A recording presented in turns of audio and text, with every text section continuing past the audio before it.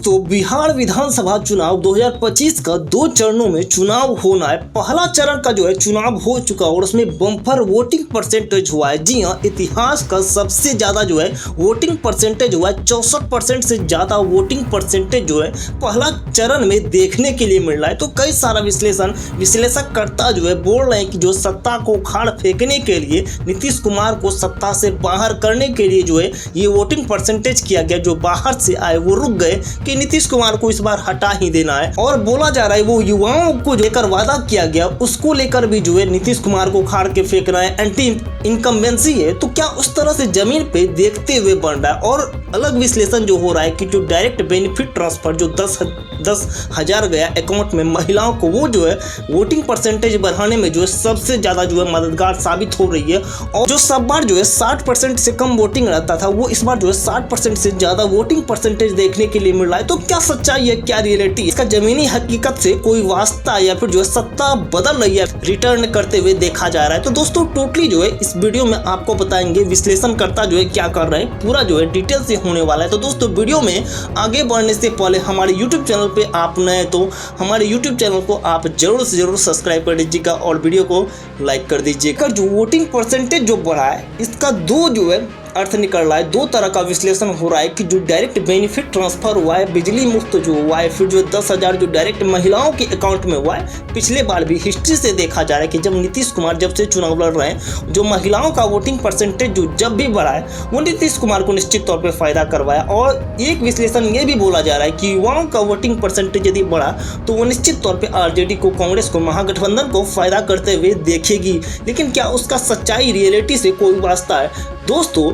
यदि आपको बताए वोटिंग परसेंटेज को लेकर अलग अलग विश्लेषण किया जा रहा, आप देखिए महाराष्ट्र में इससे पहले चुनाव हुआ था, उसके बाद झारखंड में हुआ था, उसका वोटिंग परसेंटेज आप देखिएगा। जी हाँ, वही सत्ता को लाने के लिए वोटिंग परसेंटेज बढ़ा। जब महाराष्ट्र में वोटिंग परसेंटेज बढ़ा था, चुनाव के एक दिन बाद लोग विश्लेषणकर्ता कह रहे थे कि विश्लेषण हो रहा था कि सत्ता को उखाड़ फेंकने के लिए यहाँ पे वोटिंग परसेंटेज महाराष्ट्र में वोटिंग परसेंटेज इसलिए बढ़ा। वह झारखंड में वोटिंग परसेंटेज को लेकर विश्लेषण किया जा रहा था कि इसका पैसा से कोई वास्ता नहीं है, इसमें आदिवासी अस्मिता जो SC ST अस्मिता वो निकल के आई है।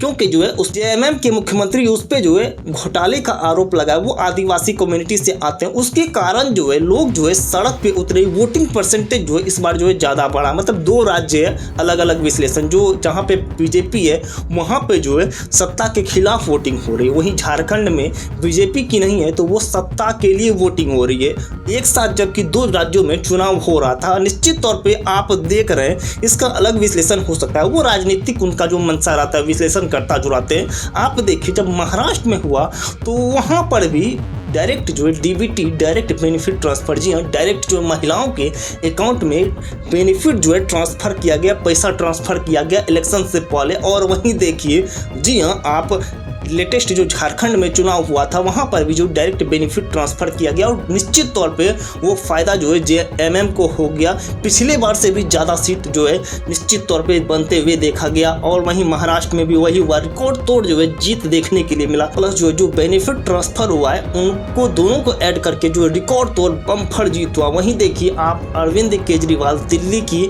हिस्ट्री देख रहे थे, दिल्ली में लगातार अरविंद केजरीवाल का वापसी होते हुए देखा जा रहा था। रिकॉर्ड तोड़ 65-67 के आसपास सीट जीत रही थी। बीजेपी 1-2 सीट जीत रही थी, वहीं कांग्रेस का तो खाता तक नहीं खुल रहा था। वहां पर DBT डायरेक्ट बेनिफिट ट्रांसफर नहीं किया गया, वो सत्ता से बाहर हो गई। जबकि उतना इनका क्रेज देखने के लिए मिल रहा था, दिल्ली में लगातार वो बम्पर वोटिंग से जीत रहे थे, लेकिन इस बार हार गए। तो वो विश्लेषण करता तभी ये भी बोल रहे थे कि केजरीवाल को कोई नहीं हरा सकता। इस बार तेजस्वी की बिहार में फिर से वापसी है। उस तरह का विश्लेषण करता, किस तरह से विश्लेषण कर रहे हैं, इसका कनेक्शन इस गठबंधन सत्ता में आएगी, उसका उस विश्लेषण से कोई इसका वास्ता नहीं कि वोटिंग परसेंटेज बढ़ा है कि वो उसी को नीतीश कुमार को उखाड़ने के लिए वो वोटिंग बढ़ा है कि इतनी ज्यादा मात्रा में जमीन पर एंटी इनकम्बेंसी तो नहीं दिख रही है। जो रियलिटी है, जो सच्चाई है, और जब रिजल्ट आएगा उसमें पता चल जाएगा। और जब ये भी बोला जा रहा है कि डायरेक्ट बेनिफिट ट्रांसफर हुआ है वो महिलाओं के अकाउंट में गया, वो महिला ज़्यादा मात्रा में वोटिंग